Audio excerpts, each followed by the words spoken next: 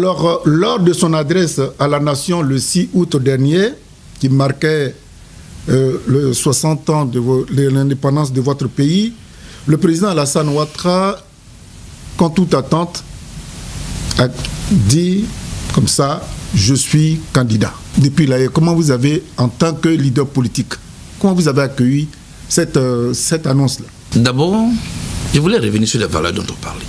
Et je souhaite que cela soit notre leitmotiv. Faire la différence entre nos rapports entre êtres humains et puis nos rapports politiques. Parce que j'en ai beaucoup souffert. Aujourd'hui, il y a un mot qui est à la mode dans notre grande famille probable. Dès que vous ne partagez pas une même position sur un sujet donné avec quelqu'un, il a trahi. Et là, en ce moment, vous êtes combattu. Hein? Bon, on vous traite de traître. C'est pas grave. Le seul traître qui est condamné... Si vous n'étiez pas traître, vous ne serez pas parti du FPI pour créer le COJEP. Bon, on ne va pas en revenir. Non, mais moi je vous dis que... Vous voyez, les gens souhaitent que je sois un traître. Malheureusement pour eux, je suis Charles Bleu Goudé. Je ne serai jamais ce qu'eux souhaitent. Et je ne fais pas la politique en fonction d'eux. Et le tribunal parallèle qu'ils ont installé contre moi, pendant que je suis face à un tribunal international, je ne reconnais pas cette autorité-là. De ces personnes qui sont dans leur salon et qui ont défini eux-mêmes les thèmes de légitimité de ce que moi je dois penser, de ce que je dois dire et de ce que je dois faire. Je ne reconnais pas cette autorité-là. C'est la même chose, moi j'étais en prison. Pourquoi il reçoit celui-ci? Pourquoi il ne reçoit pas celui-là? Je reçois qui je veux, quand je veux et où je veux. Et puis je l'assume. J'ai rencontré Guillaume Soro ici. Monsieur Joël Etienne, qu'est-ce qu'on ne m'a pas dit? C'est un traître. J'ai reçu Afousi Bamba ici, ici, dans ce même bâtiment. Qu'est-ce qu'on n'a pas dit de moi? Samedi dernier, les mêmes qui m'accusaient étaient dans la rue samedi dernier, là, avec Afousi Bamba. C'est faux. Les mêmes qui m'accusaient font aujourd'hui des réunions avec Guillaume Soro et ses représentants. En 2018, je répète toujours que mes collaborations sont dans cette salle. À ma demande, le premier secrétaire du COJEP à son temps, le professeur Nubou Yacinthe, a conduit une délégation à Daoukro pour rencontrer le président Rikona Bédié et lui porter un message de son fils que je suis. Le Goudé, c'est un traître. Il y en a même une personne qui m'a regardé dans les yeux en prison et dit, toi c'est Bédié qui est ton candidat maintenant, tu es un traître. J'ai souri, je lui ai dit, madame, moi je ne fais pas la politique avec vous. Voilà.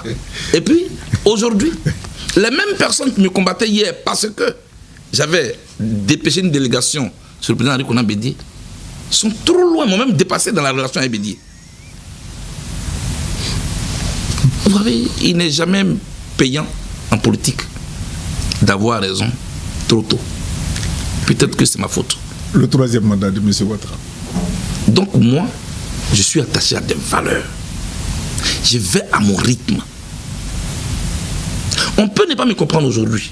Ceux qui n'ont pas compris qu'on peut faire la politique autrement, je ne leur en veux pas. Je continuerai de leur expliquer ce que c'est que faire la politique.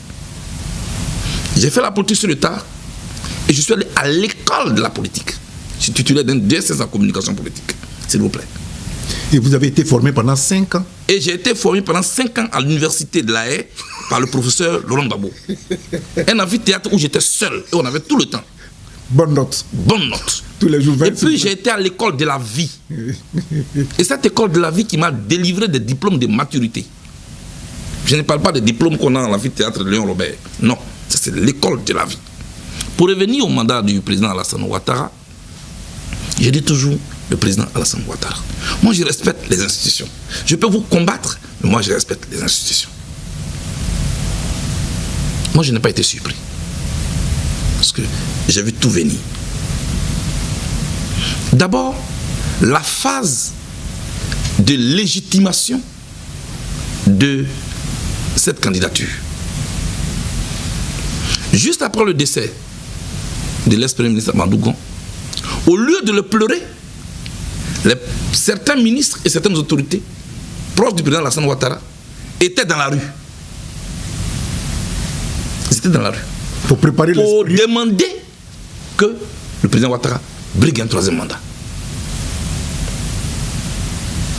à Daloa et dans certaines localités de la Côte d'Ivoire, des marches ont eu lieu, avec à la tête des autorités ivoiriennes proches du président Ouattara.